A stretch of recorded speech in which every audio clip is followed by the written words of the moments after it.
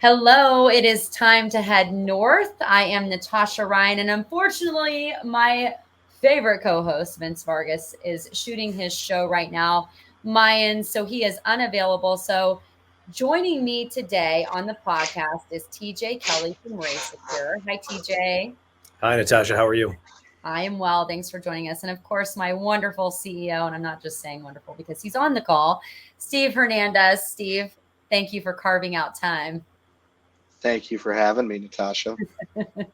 Okay, so I want to start with a little bit about what RaySecur's mission is, what you do, and then I want to talk about the growth that I've gotten to personally witness, which has been fantastic. But TJ, just kind of speak to what RaySecure does in case listeners aren't familiar with your company. Sure, and thank you for the opportunity. Thanks for having me today. So, RaySecur, we are the standard in mail security. As soon as we say that, everybody thinks we mean email. We do not. We mean physical mail, postal mail. We make a technology product. You could think of it like X-ray, though it is not X-ray. It is on the other end of the spectrum, which makes it totally harmless and perfectly safe for operators to use. And we can see through mail packages, envelopes, parcels, cardboard boxes, anything except metal, given that it is not X-ray.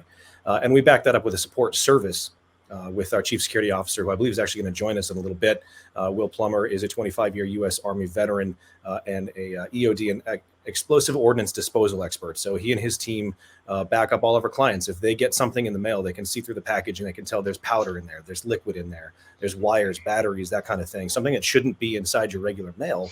They call us. Our team can remote into the system, see what they see, and we can usually talk them off a ledge a little bit, explain to them, listen, I don't know why there's 2 wires and a battery in there, but there's no blasting cap, there's no explosive. It's okay for you to open that. Oh, it turns out it's a singing birthday card. Great. All right, everybody safe. Have a good day. Right, that kind of thing. So that's the service we provide. Do a lot of work in corporate, do a lot of work in corrections, do a lot of work in some residential executive protection type stuff. So yeah, it's a world that's much bigger than most people realize. So that's Absolutely. what we do, mail security. All right, Steve, a little bit about your background, please.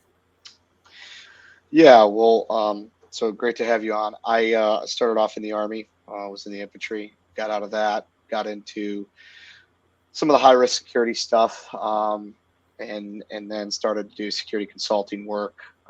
Did the executive protection circuit for a while, training circuit for a while. Currently, sworn law enforcement officer. Both in a reserve and then a fully commissioned standpoint out of state. I've really been passionate about building an organization that's focused on managing customer risk. You guys sound like you're a very integral part of that on a day-to-day basis with a lot of very valuable customers. So I'm excited to have a conversation about it.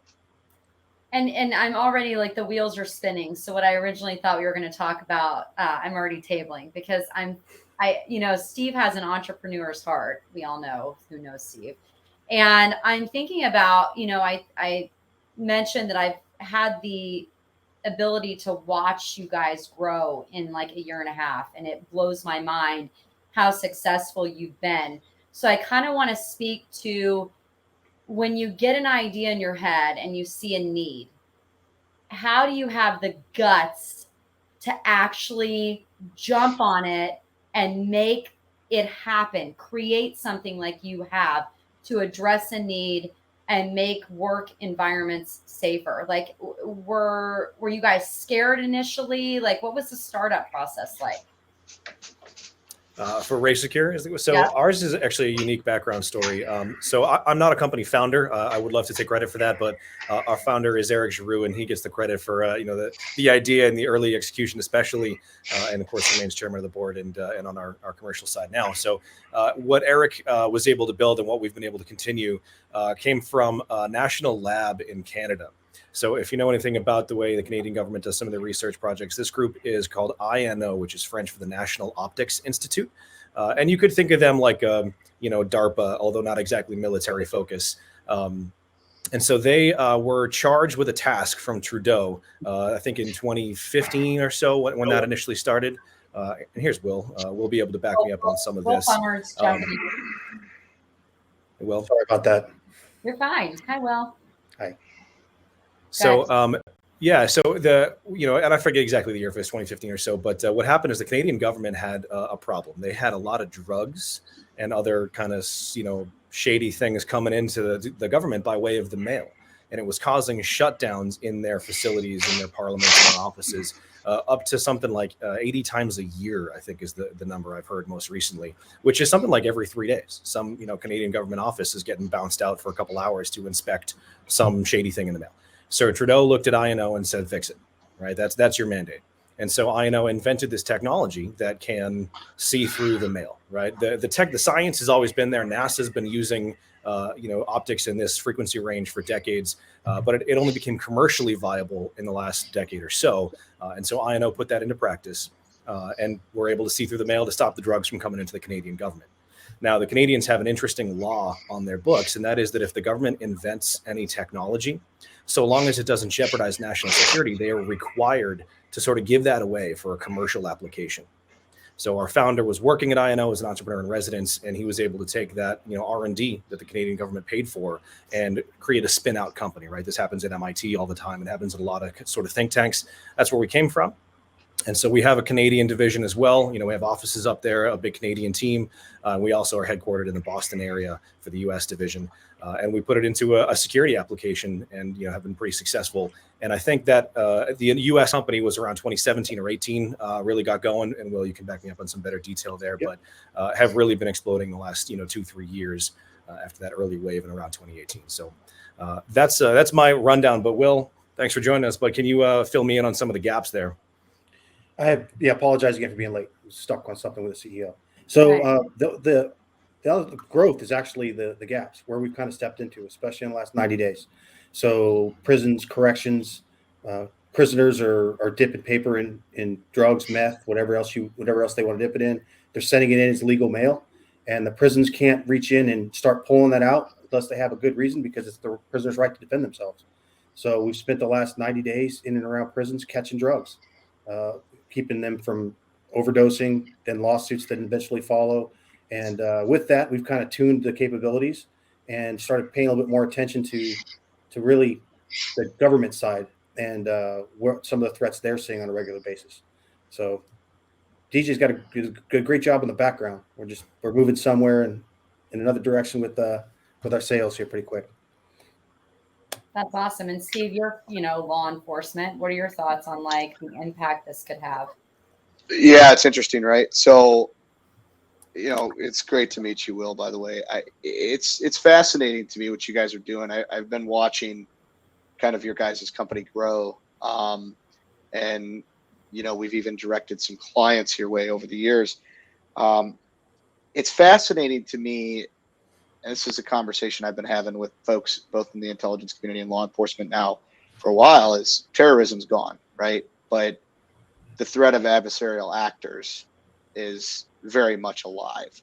What we would consider a 2004, jihadist type style, radicalization style terrorist attack with anthrax is not really a threat today. I mean, it could be, very well could be, but it's more expansive today than it's ever been, as far as left right groups, activists, you name it, just nut jobs, right, that want to hurt people.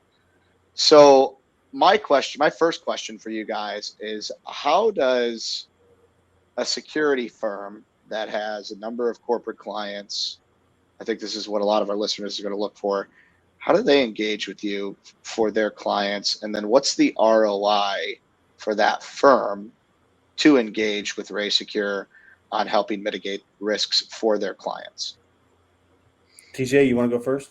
Sure. So the ROI I actually want to leave to Will, right? That's a numbers question, but it turns out to be based on the costs associated with avoiding some catastrophe, right? And so the catastrophe is really the calculation there.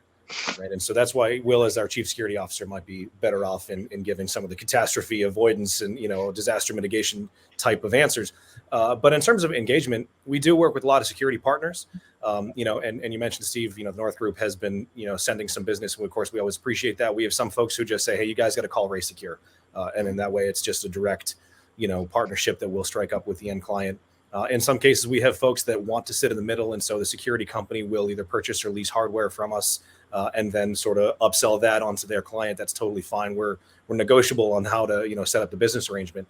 But frankly, it's so our technology is so mobile. It's 3 feet by 3 feet by 2 feet, and it weighs 70 pounds and takes one plug, right? It can go anywhere. We've got them in the back of SUVs and Gulfstreams. We've got them in basements. We got them in offices and mailrooms. So it almost doesn't matter. Anywhere you want to put it, any application you want to put it, together, we can work with that.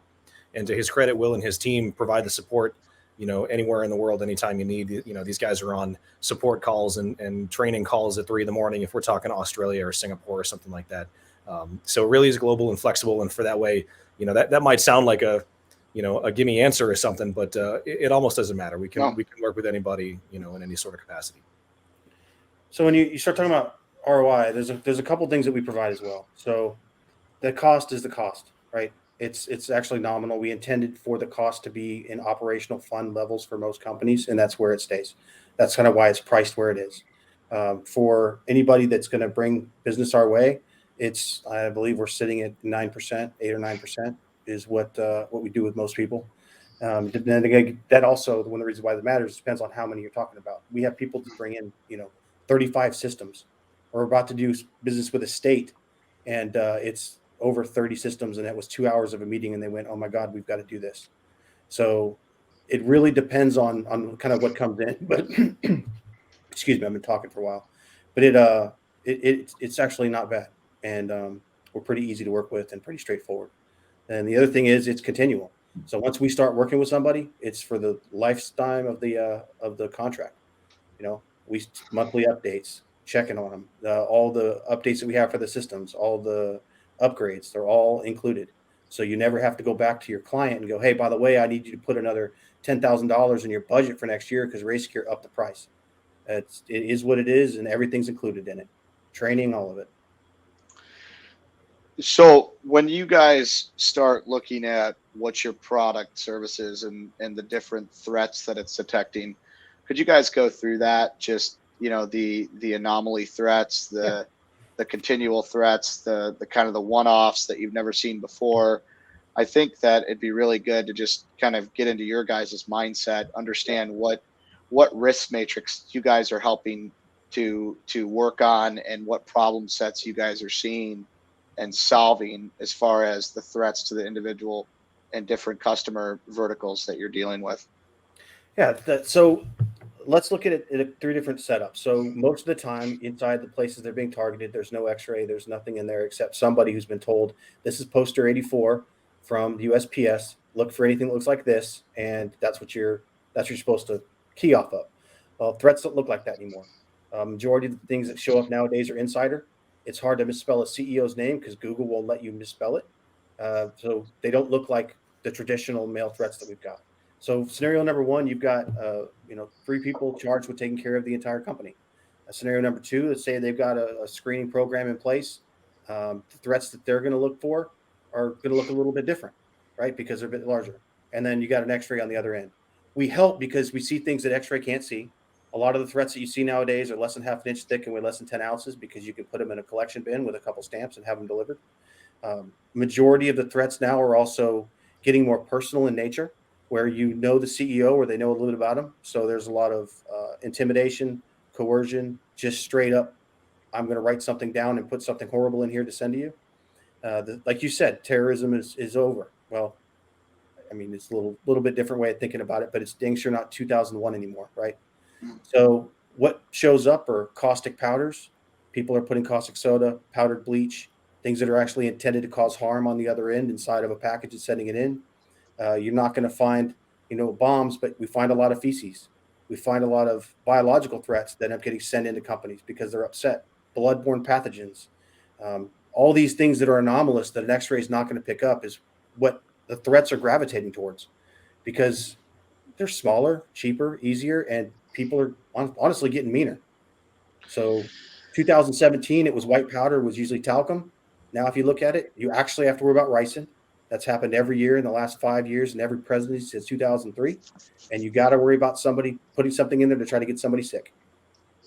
So, yeah, and when I say terrorism is no longer, I'm being facetious, just based on the infrastructure as a government, Yep. as a nation that we put in place post 9/11.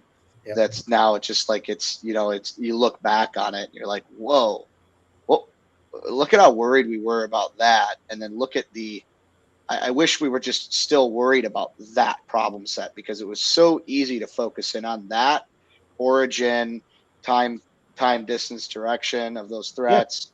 Now it's everywhere. It's Donnie you Smith. know, yeah, it's the George Hayduke model of looking for ways to go after people. So one quick point, and the reason why I brought up those 3 different scenarios is scenario number 2 in a medium-sized company that probably has an x-ray machine, that was most likely bought with 9/11 money and bought 20 some years ago, and it's running the end of its lifespan. And if the trainer or the person that's running the program is even still training people on it, it's probably not being used effectively. So a lot of the things that people have out there are old and antiquated at this point, and they're still relying their company security or their organizational security on something that's not necessarily the most effective way of screening for threats as they come in. I want to talk about 2 things now, because this we run into problems where we go into systems and see things not integrated and antiquated, and they aren't protected. They have this false sense of protection. And also from a business continuity standpoint, I mean, that's what you do, right? You protect things from having to shut down so that there's continuity. Security in general, the hard pitch, right, is to get people to see you need to spend the money now to prevent the money you're going to spend when catastrophe hits. So my question for you is, when you go in and you pitch the continuity of this and what it could do for a company, did COVID help companies realize, like, really wrap their head around business continuity and the importance of having something like what you provide, or is it still resisted? I think it did for the IT department, because I think the IT department became critical all of a sudden. They always were critical, but now everything has to work remotely and a bunch of other stuff. And we saw a lot of resistance during COVID because people were so unsure about what they were to come back to. They really didn't know what the office would look like. I mean, hell, if you look 12 months ago, you're like, we're going to stay remote forever. Major companies, major corporations that we all use every day were saying, why would we ever? I don't think we get in trouble saying the name. Salesforce just built a brand new building in San Francisco, and then they abandoned their lease and took a millions and millions of dollar hit because they're like, we're not going back to that work model again. So I think everybody kind of went in upheaval a little bit. What we're seeing is, as they come back, the world's a little bit more of an aggressive place. People are angrier. We looked at clients that we're putting the mandate for everybody to get the vaccine, and 200,000 people. That's how many employees we got. We expect 20,000 won't take it. We're going to fire 20,000 people over the vaccine. We're going to send them all boxes, and we're going to have them send back their computers and periphery items. You're asking for 20,000 suspect packages to show up on your front door that you self-addressed and stamped. So can I touch on this real quick? Because, like, my mind goes into risk manager mode right here when I start to look at this from an intelligence behavioral standpoint. Like, you guys do this product side. I mean, we live in the space where we're looking for adversarial threats through human behavior. We've got a very robust intelligence group now that focuses on multi-pronged, multi kind of layered environment-based attacks with different personalities. And when you start looking at, let's talk nation-state issues for a minute. When you start looking at nation-state threats, it's very, very, very focusing on very aggressive poisons and things like that. Not really explosives, right? But when you guys, let's say you secure a package at an organization, are you guys talk through that? Okay, you've secured ricin or anthrax or whatever at a location. What happens then? What's the protocol in place? Are you guys building out those TTPs, those tactics, techniques, and procedures for the customer? And what's the handling methodology behind it? How do you even dictate, like, what you handle or who you call next? Can you just walk through that from a ConOps standpoint of how you work that out? Okay, so varying on the company based on the SOP that we help them put in place to begin with, that kind of decides what we do. But let's pick one on the far end. You said nation state. So Russia goes into Ukraine. Russian embassies around the world have started receiving white powder threats. It's happened twice in Australia. It's happened now in Europe several times. Nothing hazardous. It's just white powder, right? So it does happen at the nation state level. One of the things that we do is go through and say, what are you comfortable doing? Is your company comfortable in dropping all this stuff and just walking away and dealing with a hazmat problem that's now going to take the entire room? Or do you want a containment vessel to where your individual who identifies a threat can then dump it, throw it in a negative pressure, and then let the hazmat team take care of it? Or do you want to transfer this out of your building so when the hazmat team comes in, they go decontaminate that somewhere else, like with an executive protection look at it? We set up all three. Oftentimes the answer is number one. I don't want to increase the risk to my employees.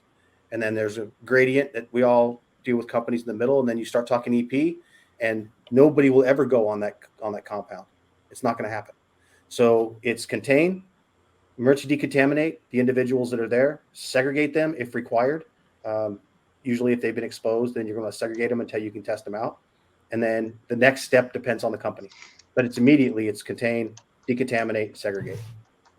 And I'll add, if I may, that, like Will said, it kind of depends on what they want to do. But in a lot of cases, these companies or organizations have pretty well documented security protocols in place. They just have a gap in the mail, right? And given that we're mail specialists, we don't do all the same services that North Group does and some of these other security companies, of course. But we think mail all day long. So we can take their existing SOPs and say, listen, you've got a gap here, here, and here, help them identify and fix that gap. And then they're pretty standard on what they want to do, or pretty well, set up on what they want to do on the rest of it. We're just kind of helping fill some of the mail gaps.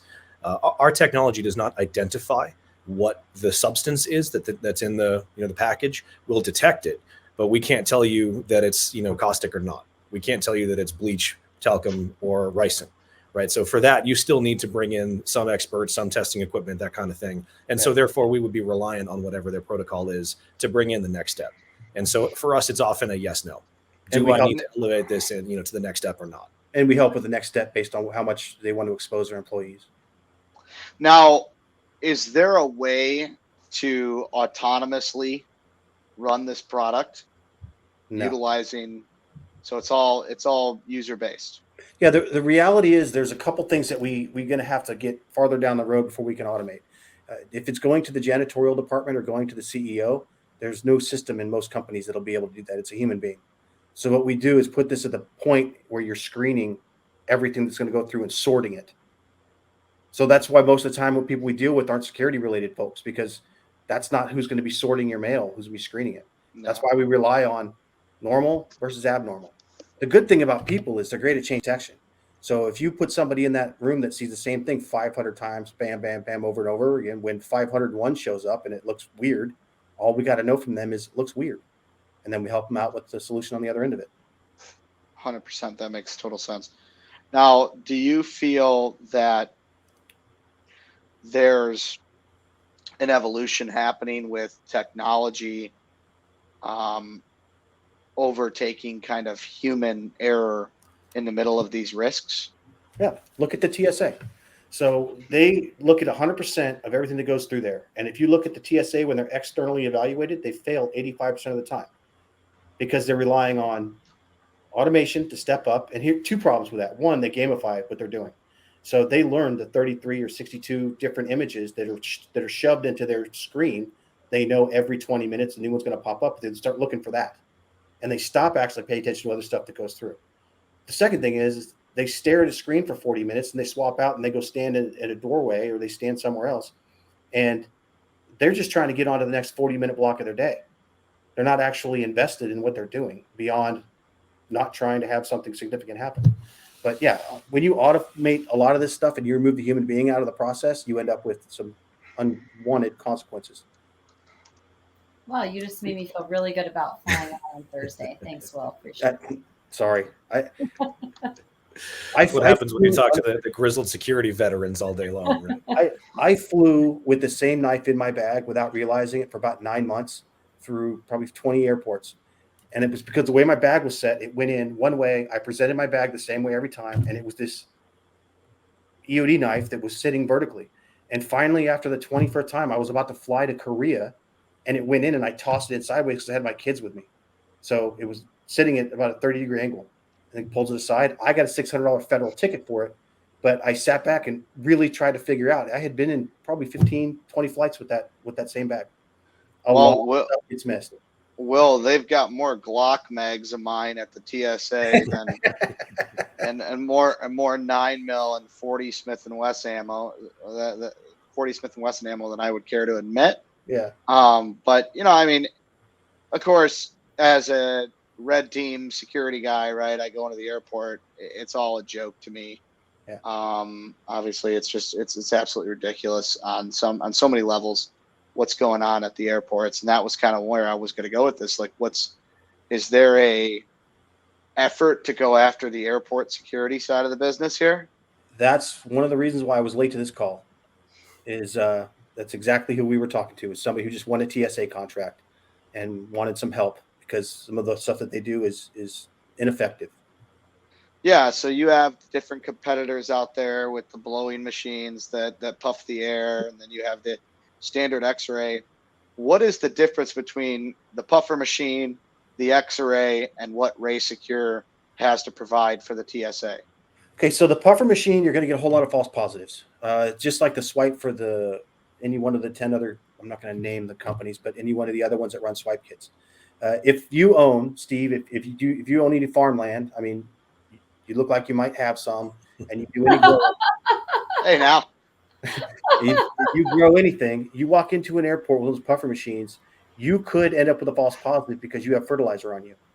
Anything that their library says, I get hit all the time, less nowadays, but it's not from explosives anymore. I have hobbies in my garage that have high chemical contents that end up making me get pulled aside and search for 40 minutes. The X-ray is obviously only visual. The downside to X-ray is that's why that knife got through. I presented my bag in a certain way over and over and over again. And we've all been in an airport on the other end of an X-ray machine and went, oh, Jesus, I forgot I had that in my bag. How many times did something more than your pistol mag get through? A few. Yeah, right. So it relies on the screener. It relies on AI to look at it a little bit. And it also relies on luck and how you can actually beat it. So it's less for me about the technology that's being used and more about, like, and this is just my opinion, all of this technology could be beat by behavioral anomaly detection. But day. they do not, and I got to go back to the whole statement. A good general once said, be polite, professional, and have a plan to kill everybody you meet, right? Because you got these security experts that are the TSA or whoever they are, even the law enforcement personnel that are at airports. I'm looking for those facial cues. I'm looking for that body language indication. I'm looking for the guy that I am this guy that double checks my bag 15 times before he goes through security. Now, every time I don't, there's a mag in there. There's a knife in there. There's something in there, right? So it's really important that, I think when I look at this issue as twofold, right? You have the human intelligence side of the business, and then you have the technology driving the operations side of the business. And those two things coming together create a systematic intelligence driving operations, right? And risk mitigation. So what could the community, security community, the law enforcement community do better to take both problems and mirror them into a systematic approach to mitigate risk? So I got a few things that I say all the time, right? One is whatever you're doing, make sure it's realistic, relevant, repeatable, and it's something that you can lean on. So whatever response you're going to have for possible threats, make sure it's a valid one. But the other thing I tell everybody all the time is, like, look, the world changes. Your company makes statements. Your company's Twitter account, say you're Wendy's, is really good at burning McDonald's, and people all of a sudden love McDonald's and they're going to go after Wendy's because of the Wendy's Twitter account, right? Yeah. So people don't often step outside their headquarters or wherever building they work at, toss their ID card in the building and close the door and say, okay, now I'm the adversary. As a security lead, I'm the one that should be, like you said, red hatting the team. They'll do a risk assessment, and then they'll live with it for 4 years because it comes up on that's the next time it comes up on the calendar. Well, if your CEO is making statements, if you're firing 300 people, you should look at the view of the person that you just made angry. There was companies in the pandemic through the social unrest last year. Where do we put our $10 million that we want to donate? What's going to happen? Well, it doesn't make a difference where you put it. You're going to piss off either side, and you're going to have to deal with the fact that wherever it goes, something else is coming back your way. Yeah, So, you're traditionally your security posture should be dictated by the environment in which you're operating and then the foresight of where that environment's also going, right? I think this is a very big problem in our market because people chase dollars, not yes, it is. problems. Business And drives security. yeah, and I think that what's interesting to me about your guys' product is it's out of the box, and it's also focusable because I'm guessing that you have to engage with people that are coming through places. The biggest problem with me and say the TSA, and I think the puffer machine is very, I think the company that manufactures that, they do a lot of great things, but I will say the conveyor belt X-ray machine is literally what we put all those bags through, right? And there is way better technology than that out there to mitigate. Now, the big thing that's always been questionable to me is mass movement in small areas with detection. This has been a conversation, and really what we've been able to kind of curb with that is human behavior anomaly detection, right? So putting kind of collectors in the crowd to understand, or executive protection specialists in the crowd to understand behavioral indicators and cues. You see this a lot with faith-based organizations, right? Where hard skills aren't necessarily a thing. How quick can that guy index and draw and do all that stuff, right? It's more about, is he remembering who he's seen from 3 Sundays ago, and is that person never been there before? And then how do I go and just have a conversation with them? Right. And then where does it go from there? And it's, hey, do you want to put your bag in this room, right? I think coat check and bag check needs to come back hardcore in a lot of different organizational environments. And I think it should go through some sort of system like yours that's semi undetectable, right? I don't know if that's the case here, but this has been a conversation amongst security experts for many years, is how do we collect without destroying. The number one thing for me with some of our customers is culture, right? I cannot create a culture of insecurity, and I cannot create a culture that we are trying to manage who they are or what they're doing, or a culture with a lack of trust. So, So that's a big issue for me, right? Is how do we maintain trust in our cultures with our corporate customers while maintaining security and continuity for the risks that are posing in the different verticals that we operate. So, hidden technology-wise, we're actually working on that. The human body emits terahertz radiation just sitting there. So, if you take a Glock and you throw it on your hip, and we take two passive sensors that you can put basically in a wall, you don't have to hide them, and you walk through, it can high-speed pick up imagery. And this has been proven that you can find. Now, you put on one of those shiny metal-looking jackets, the ones with the commercial with the gold inside, you're gonna have a hard time because metal stops what we're looking at. But that's what we're looking at on our future roadmap, is how to do that, how to passively look at large groups of people moving through small areas. And then it's going to have to be tied with AI, somebody doing facial recognition to pick up what you were talking about, somebody looking at the body cues and looking at those events, and then you tie it all together. So you're not jerking every third person out. This guy meets 3 or 4 requirements for cues. They met 3 or 4 requirements for things that we've identified as being high risk. And oh, by the way, we think we see something here. But a big chunk of that, I think, has to do exactly your point. You need to look at the human being. I mean, I make the comments all the time. Human beings are horrible animals, right? You really need to take a look at the individual that's angry at you, the individual that's targeting you, and then go to the lowest common denominator. So I have an event coming up here that me and one of our executives are going to go kind of oversee the security team at, just because of the sensitivity and the threats that are surrounding the individuals who are attending. And we're not going in an executive protection capacity. We're going in a behavioral detection capacity, and as well as just coordination and management. One of the things that came up is there was a threat made to one of these clients recently, and it was made obviously via social media, mail, whatever, email.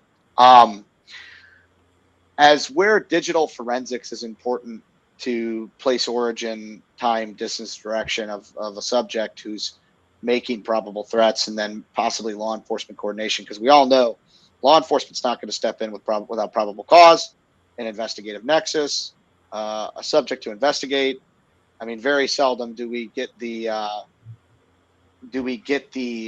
aggressive kind of, oh yeah, hey, we're going to do this. You do have those agencies that are like that, but at the same time, it is our job as security practitioners, whether it be on the technical side or it be on the physical kinetic side, to mitigate risk. So how do we as practitioners come together and better communicate on the evolving problem sets that you're seeing, and then effectively change kind of not only mentalities on the executive kind of corporate client level, but also on the practitioner level, knowing how do we make everybody know that RaySecur is here to make a difference, that it's not just about mitigating the risk of packages and stuff, but it's also about the coordination of the effort outbound. Because I think there's so many companies that need to hear what you guys are offering, not just in the security side, but in the Fortune 100, 500 space. How do we evolve that and work together as a community to kind of bolster the preparedness here? That's a long and hard question. I'm only ever going to ask those. Yeah. So education is one, right? I mean, I have yet to meet security folks who really like being beat about the head and shoulders and said, you go do this, go do this, go do this. It needs to be, an open conversation where somebody says, look, we have a problem. We think we know the folks that can solve it. They're work with you from beginning to end, from the individual screener all the way up to the best protective procedures you might want to use for ricin that really have nothing to do with what we do except detection. We do a lot of stuff to try to get exactly after your point. We do a lot of the webinar stuff. We're sitting here doing this for that reason. I do not like cameras. Like most security folks, we should be uncomfortable in front of them, right? You're supposed to not want to sit in front of a camera and pontificate. You just want to go do work and break things. But things like this, I think a lot of what has to happen, and there's been some companies at EP that have done a very good job of it, breaking down barriers of my secrets. What I do is my proprietary task and purpose, and that's how I get to my end state. Education and a whole lot of talking, I think, is what the solution is going to be. Yeah. If you look at successful EP companies, they have a very good footprint on social media, and people know what they're going to do. And there's names out there that I'm not going to name because there's a lot of stuff going on around them, but people who just opened the cabinet and said, this is how the sausage is made. I'm better at it than they are, and I'm going to be more personable than they are, and I'm going to make sure that you feel better than when you deal with me than you deal with them, but this is how you do it. If that makes sense. Yeah, no, it 100% does. And I'll tell you, I think that, there's so many great companies out there that do EP. There's so many great companies out there that do risk assessments. And then there's the snake oil salesmen that only care about the bottom line. Mm-hmm. And here's the thing. I think what you guys are doing is global. It's world changing. It's what we need. It's thought provoking. And I think that we sure as heck are going to continue to build the relationship with RaySecur at the North Group, just because of the value you guys bring to mitigating client risk. And I wouldn't direct a customer that has these unique threats or problem sets anywhere else. I mean, you guys' product, I've demoed it, I've seen it. It's wonderful. So hats off to what you guys have built and are building, and the verticals you're going down. I'm unbelievably impressed with the product, and I can't wait to see how the generations evolve and how the technology evolves as well. Yeah, it's fun to watch you guys grow, as I keep saying. I mean, it's crazy how much you've done it over the last year and a half. Before I wrap this, I do, and I don't know if you guys can speak to this, but what's like the craziest thing you've seen? I like getting these answers. Like, what's the craziest thing you've seen that even made you go, "Holy shit"? Okay. So Will's going to have all the details, but I want to see if I can sneak in because, you know, so I'm on the commercial side, right? I'm in sales, I'm in marketing, I'm in these stuff just to do events like this and go to shows. But that affords me the opportunity to talk to a lot of folks early in the process, right? Folks who don't yet know that they have a problem, don't understand the scale and the size of the problem, that kind of thing. And so, for example, we, you know, on a call just yesterday, we had a prospect say they got a vial of blood in the mail. And this is a financial services company. There's no reason you should be getting anything like that. No. And yet, you know, somebody's unhappy enough to send a vial of blood. Who knows if it's their own or what's in it? Who knows? Doesn't matter, right? We got companies that intentionally deal in biological matter, you know, and some of them you've heard of, some of them you haven't.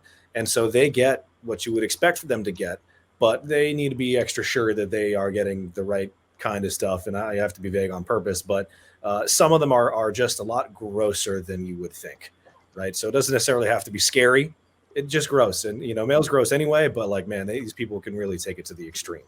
Well, so I'll even name names. So the presidential campaign going through the last one, Buttigieg was running for president and he's following Pence in Indiana. And the company just put there was a English grad student. And you should have seen what showed up to his house and what sent to his grandmother. There was some really, I mean, they went after the family. They went after everybody. And it was like, okay, the sex toys is one thing, but really intricate pictures of what was going on with him, his grandmother, and like all sorts of stuff. And then there's other companies out there, like go back to the biological threat. There's a hardware company out there that half of us probably use that people keep sending back their hardware just covered in shit.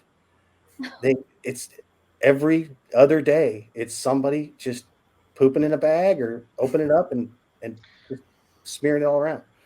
Is that their way of saying that it's crap technology? I've been trying to figure that out. That's pontificating. I don't have them. It's a protest. Yeah, but it's more of a protest. I mean, that's got a smell coming into the mail. That's usually what stops them. Is that it does. That's defecating. Yeah. So what's crazy is somebody carried it all the way there. Some USPS mail carrier walked it all the way to the facility and then dropped it off. Think about that. That's it. Wow. You know, there's one other thing I want to mention here because this is something that's been bothering me tremendously about the security posture, especially here in the stateside. Face masks, right? Mm-hmm. Face masks have created an environment of anonymous behavior now, and you know, so where we have a package dropped off, we can source CCTV, we can get that document. I mean, like, there's so many issues now with people being able to kind of cloak their behavior. Mm-hmm. Are you guys seeing it hard to catch origin on certain things? No, not really. So we will at some point, because people are smarter than we give them credit for half the time, but they're not smart enough on the process now. So they think, hey, if I just dump this in a box and send it, it's going to be anonymous. They can figure out who it is. It's not that hard. But a lot of times, the reason why I say no is because people want to be found. They want to know. Like most of the time when someone picks up a legitimate threat, we had one in Canada last week. The company just decided to do some drilling.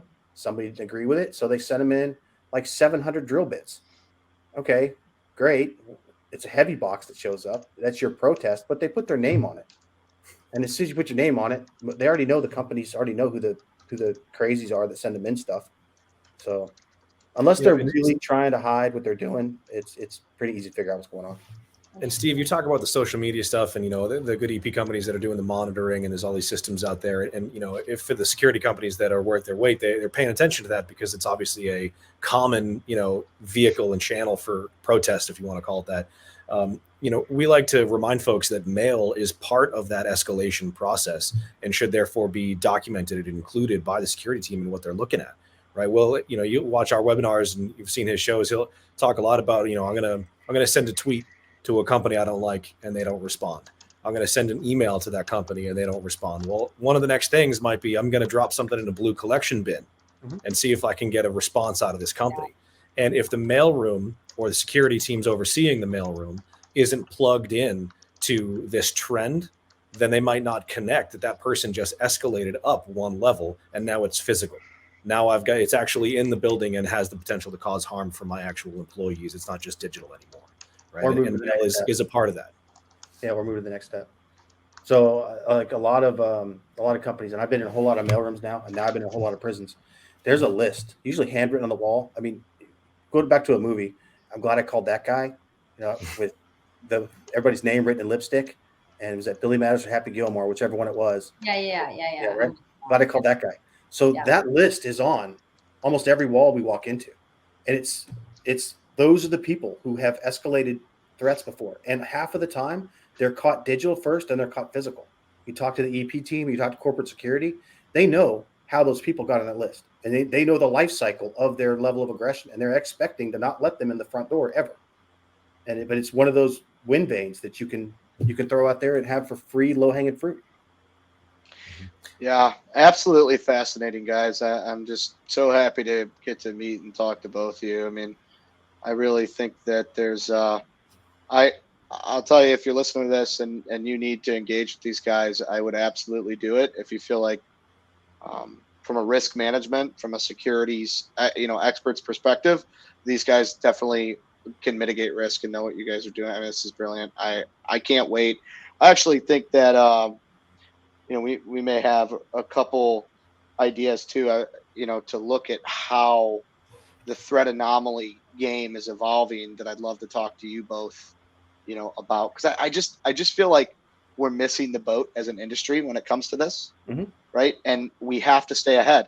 One of our core fundamentals here at the North Group with our analyst team is, they have a lot of their billable work they do, but they also have a portion of their work that is absolutely not billable. It is R&D to understand what the threats are around the world and how they're evolving. So we're in front of it. So when we start to see it rear its head, we can get out in front of it and call you folks at RaySecur and say, hey, we need to kind of, build a buffer and a perimeter around this customer's intake and outbound communications.